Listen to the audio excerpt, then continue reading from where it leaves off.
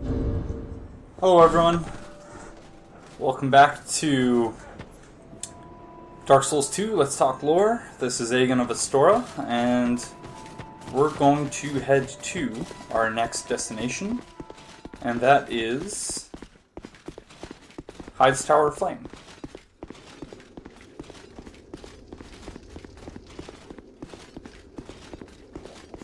We are going to... actually, I don't remember the last time I picked up this shield here, and I don't really understand why it's in a metal chest, because it's terrible. Perhaps someone can enlighten me as to some other use for it. Let's see. Crimson Parma. The fancy name and nifty painter. Surely a merchant's efforts to make this very ordinary shield more attractive. So, as I suspected, not much in the way of lore there either, but I just figured I would double check. First time I came to this area when doing a blind run of the game when it first came out, I had no idea, because you can hardly see that lever there. A broken thief sword and soul of a lost undead here. Does the broken thief sword have any lore for us? Don't think so. This inexpensive sword is terribly worn, but nevertheless a favorite amongst thieves. Interesting. So something that's been talked about a lot is the fact that not much of the geography of this game's geography doesn't make a lot of sense. And I do like the idea of tying together the whole theme of forgetting that the lost, or that the chosen undead, only when they're traveling in between certain points on the map, that they often forget where they're going, and yeah, that it just isn't going to make a lot of sense because they forget parts of their journey. Obviously, this is a beautiful, very well, I was going to say well designed from an aesthetic perspective, but certainly not amazing from a gameplay perspective. But we'll talk more. I should understand there. Talk more about that when we come back to kill the old Dragon Slayer. Because for now we're just going to crack the blue eye orb. For now we're just going to beat the Dragon Rider so that we can head to No Man's Wharf. Okay, so nothing in terms of lore there. For the cracked red eye orb, on the other hand, the residual sins of those who have succumbed to dark temptations are contained in the form of the cracked red eye orb. Interesting. Take care of this single spawn guy here. Usually not ready to take him down. So I'm terribly surprised that it would be there. Oh, I thought that would be enough. Whoa. That was very close. Very, very close. So we have Sublime Bone Dust. Another interesting lore item. Charred Ashen Bones. Cast them into the Farfire in Majula to increase the HP restored with each use of your flask. They say these are the remains of a saint who cast himself away into the bonfire, but we will never know for sure, for soot and ashes tell no story. So, Saint. What's this? Blue Soldier. Name of the name of soldier in human effigy. So, Saint could very well be Gwyn. Could very well be chosen undead. Which might indicate a canonical ending to Dark Souls 1, whereby the flame is linked. Another cracked blue eye orb. Lloyd's Talisman.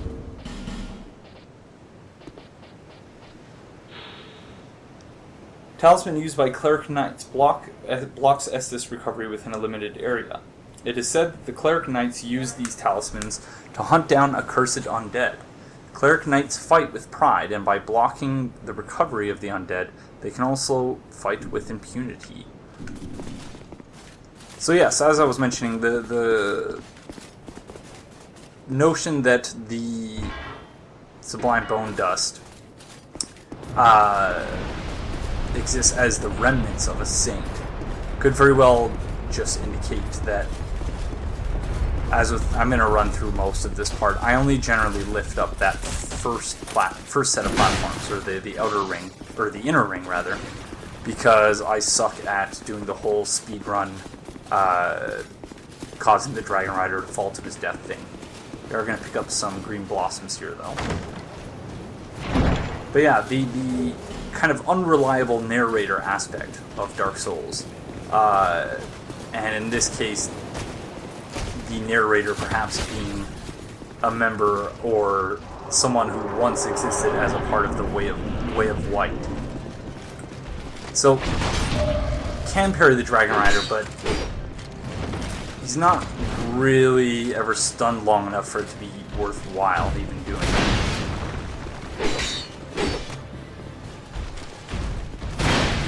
You hear sirens in the background. I apologize if that makes its way through on the audio commentary. I do record the commentary separately from the game visuals and audio. Those lack of iframes there.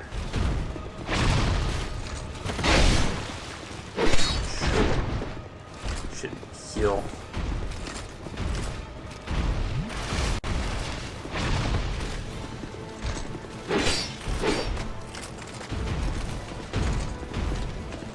Come on.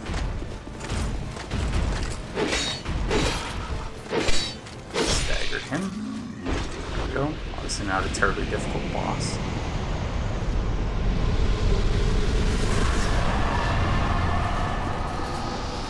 Very interested to see in Scholar of the First Sin the extent to which Dragon Riders actually have become Dragon Riders.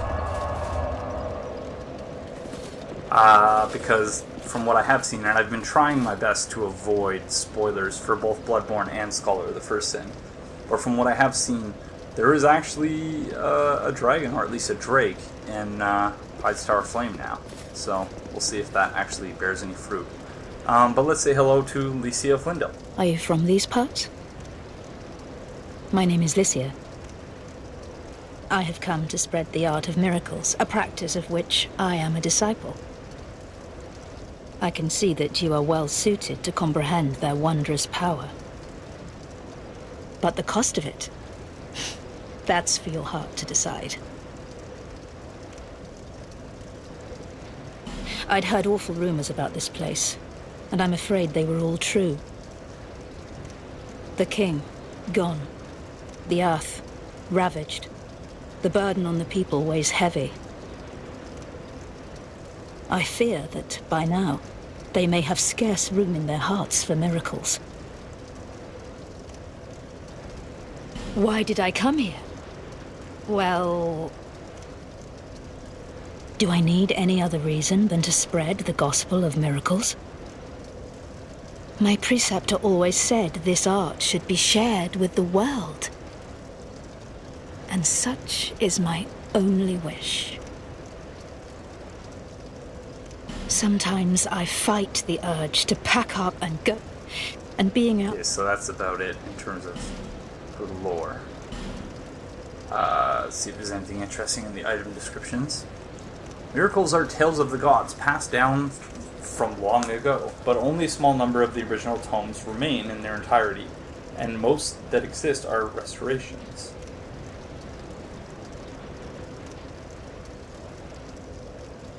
There's a story passed down through generations claiming this band of knights once felled a poisonous dragon which menaced an entire nation.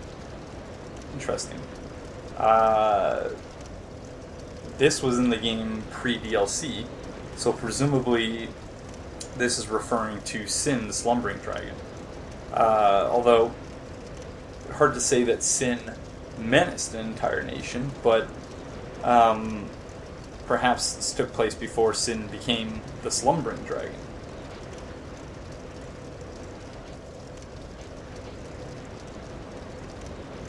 A miracle that launches the Spear of Lightning, said to be the legacy of an ancient clan whose leader was revered as the god of sun. But the name of the clan has been lost to time, but the gross incandescence of our magnificent father shall never wane. And again, unreliable narration, because in this item description it seems to confuse the gross incandescence of Solaire, who is reputed to be the son of Gwyn, and therefore the heir to the sun, as it were, and Gwyn himself. And on the subject of the curse as forgetting, the curse slowly erodes one's memory until even one's birthplace is reduced to a figment of a clouded past. But the bonfires are constant, a beacon for the tragically afflicted. Countless worlds loosely overlap, and at the seams of contact, kindred souls who have lost their way call out to one another with fleeting messages of hope. So again, another great example of the synthesis of gameplay and story that is achieved like in no other game in the Souls games, with the whole idea of the flow of time being convoluted and worlds coming into contact with each other briefly. I expect Sorry. So she's going to move back to Majula, and an interesting thing that came about with update 1.1 is the essentially the confirmation that Lycia of Lindeld invades as the Nameless Usurper. No need. The gods. Because, yeah, Lycia no longer invades. If you, say, knock her off the edge there and kill her, she'll no longer, or the Nameless Usurper will no longer invade. Dragon Charm? Monastery Charm. So, doesn't explain why we're not going to bother grabbing the items in here, just because these guys are kind of a pain in the rear.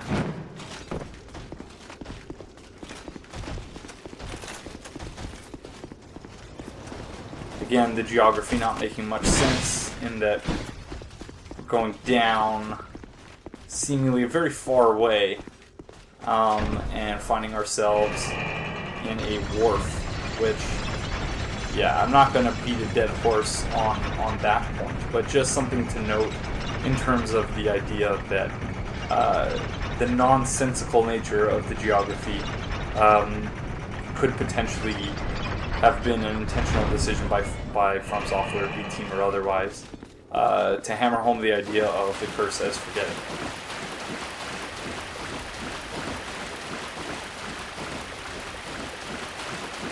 Not going to grab any of the items to the left there.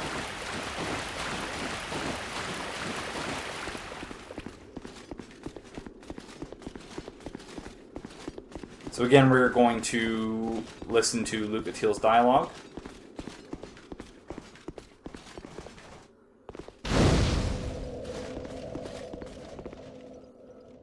I thought that might be you. You haven't changed a bit, have you? The longer I am here, the more madness I discover. A wretched place indeed, but not without traces of its former glory. What could have caused such degradation? Ah, yes. I have not thanked you for humoring me the other day. This is for you. So again, this is an important thing to note, that there's a difference. I've no idea what it is. There's a difference between capital H hollowing and lowercase hollowing, and that is that Lucatiel couldn't save herself from hollowing by not having given us that human effigy, because her reasons for hollowing are apart from the gameplay reasons, or the gameplay mechanic of hollowing, and that is where you slowly lose your HP and your appearance becomes slowly more hollow-like. That could contribute to hollowing, yes, But capital H hollowing is essentially the loss of hope and the loss of desire to go on, to continue. And in Lucatiel's case, she's driven by her lifelong feeling that she's inferior to her brother. And so once she does eventually defeat her brother, she loses her purpose. She comes to Drang Lake, yes, to, capture the powerful souls, as she kind of mentions initially, but also to find her brother and to figure out what's going on. But once she finds her brother, as we'll see later, she really has no purpose for continuing on. She's defeated her brother and therefore kind of found her sense of self. And in addition to that, she has really no reason to go on because she's overcome the one thing that has, throughout her life, kind of been her driving force, and that is to be better than her brother. And also, she's lost hope because her brother turned hollow, doesn't recognize her anymore. Our land of Mirror is surrounded by enemies and constantly at war. There is only one way up in Mirror. Join the Order and prove yourself in battle. My family had little fortune and no name. I had to carve out a piece of the world for myself. With two things, my sword and my loyalty to my lord. I was raised to wield a sword from birth. Life was hard, but I never gave it a second thought. I had swift success on the battlefield and quickly attained respectable stature. And then I came here to... Her seemingly failure of memory there could indicate that, the curse is doing its work upon her, but also that she's unsure as to what she's revealed to you in terms of her actual motivations for coming here. She perhaps can't recall whether she opened up to you about her brother and that as being one of her motivations for coming here. Have you heard of the undead? These poor souls affected by the curse. An undead gradually loses his humanity until his wits degrade completely. Finally, he turns hollow and preys upon others. And a hollow can never be human again. One can skirt this wicked fate only with the help of the souls found here. Assuming, of course, that the legends are true. I can only hope that they are. See, she took off her mask. Kind of hard to get a good view of her. There we go. And so you can see she's already hollowing. She was speaking of the undead curse as though it was something that was taking place and affecting other people other than herself, when, as you can see clearly, it's affecting her as well. And I'm of the view that when she's speaking about the undead as others, that she's speaking about her brother, because recall she hasn't revealed to us yet the existence of her brother. I'm sorry to burden you with talk of my fate. I suppose I've grown weary these days. Then she goes on to say that she's sorry to burden us with talk of her fate, so that could very well invalidate everything I just said, but that's the beauty of Dark Souls lore, and you see she's gone. I'm going to warp back to Majula really quick before we take on No Man's Wharf, and I'm going to use some of these souls so that I don't lose them.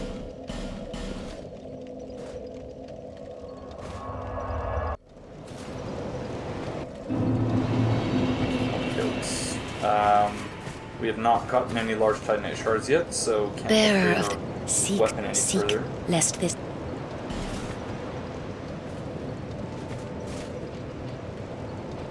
So let's see if we can get our agility to 95. Yes, we can. It's good.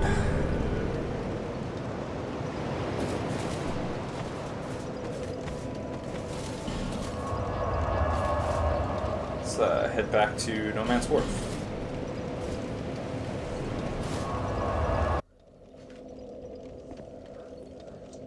Okie dokes. Time to take this on.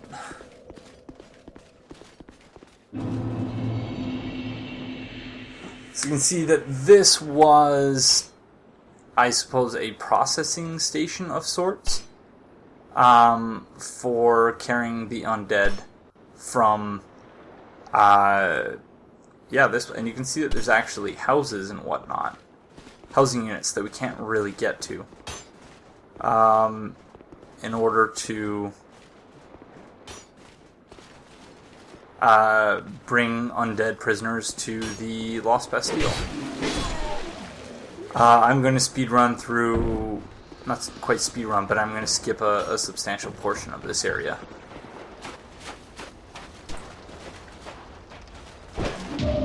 Likely not going to talk to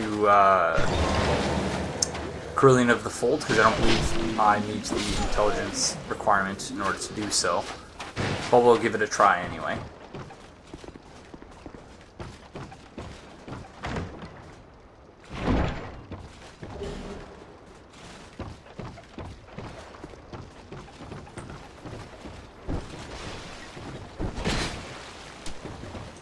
Fuck it.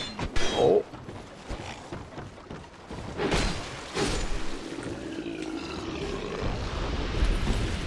Should have just taken him out instead of trying to be cute and parry him.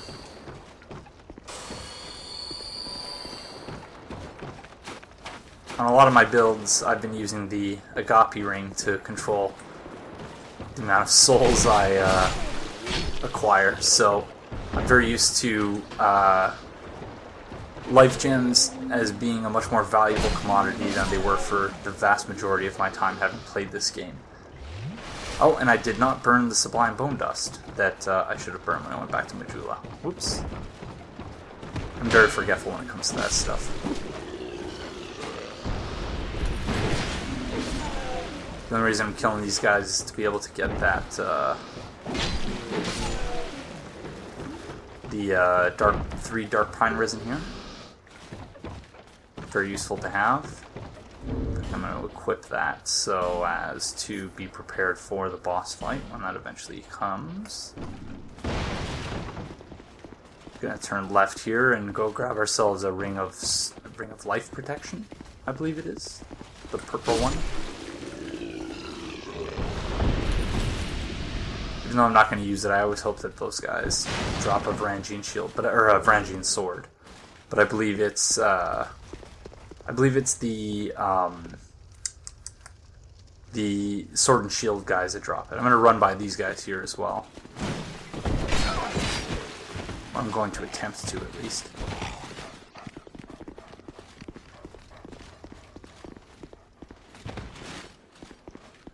I would say that it would be worthwhile to say what's up to Gavlan, but seeing as he doesn't say much that would constitute as lore, let's skip that for now. Especially because I'm at 24 minutes of my recording, and after having cut out the loading screens and whatnot, it'll be a little bit shorter, but still, I would like to complete this area in this video and not cut it off before having done so. It's emit force and a soul. Yep. Check out emit force in a little bit.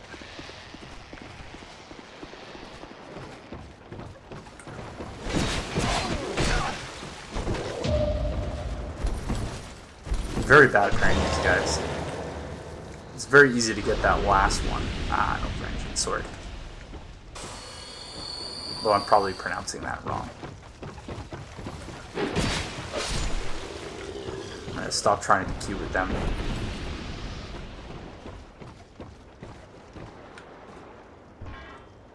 So in terms of lore reasons for this switch existing, I'm not entirely sure, but perhaps the undead were cooped up here or something. or this was a watchtower of sorts. And then when the undead were ready to be transported to the ship, they would ring the bell, and then the ship would come over, they would load them on, and then bring them over to the Bastille. Not entirely sure. We are going to summon Lucatiel as many times as possible so as to complete her quest. I don't believe I need anything in there. But before we do that, I'm going to want to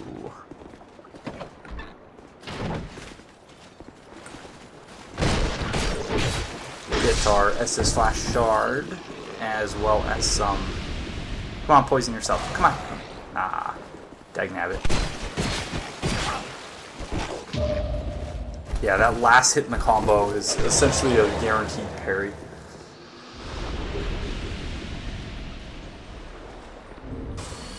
Let's see what we can learn about them. Leggings was what I picked up, right? Varangian. I guess I was pronouncing correctly. That terrorized nearby seas, so they were pirates of sorts. Coastline stretches far in northern Drang Lake. Beyond this northern sea is an unexplored continent said to be the home of things inhuman. Okay, that doesn't really tell us all that much.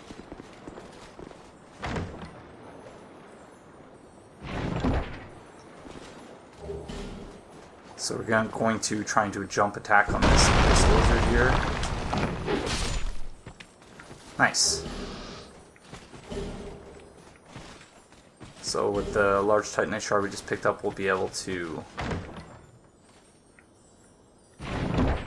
upgrade our weapon to, I believe, +6, and then 7, 8, 9 for the Titanite chunks. So we'll be able to upgrade our weapon up to +8 with the help of the 3 Titanite chunks that are in the chest near the Cardinal Tower in the Force of Fallen Giants. There's another illusory wall here. Try to rate messages as much as possible, so as to help out any newer players that might be. And I realize that I skipped out on some throwing knives in that other room, but that's fine. Gonna open up the shortcut up here and summon Lucatiel.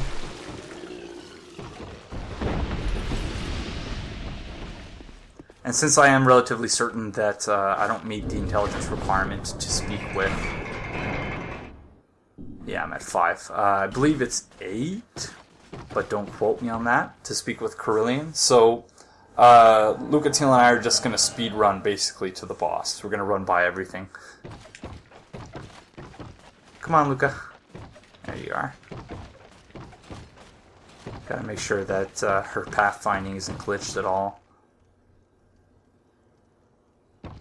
As though she is my favorite NPC in the game, she does tend to get stuck places. So we're just going to run right through all the way to the boss.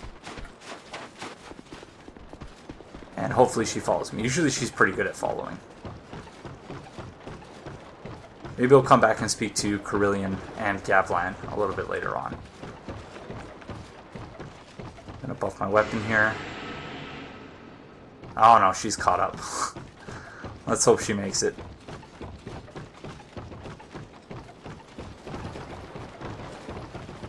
It's considerably easier to do this in New Game when there's no Black Phantoms on that ship there. The Black Phantoms make it much harder to run by everything.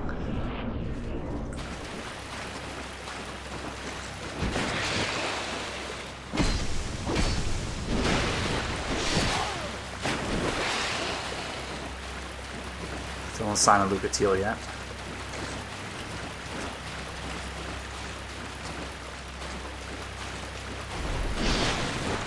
There she is.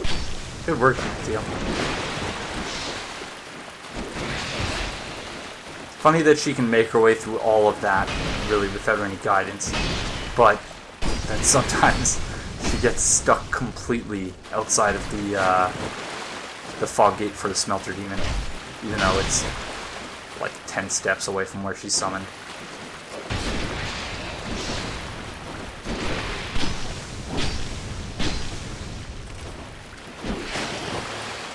She does a great job of tanking damage, especially in this fight. Look at that, she takes... Oh, staggered him. Takes barely any damage. And that's... Oh, Lucatiel get the finishing blow. Come on, Lucatiel, one hit. One hit. Yeah. Good work.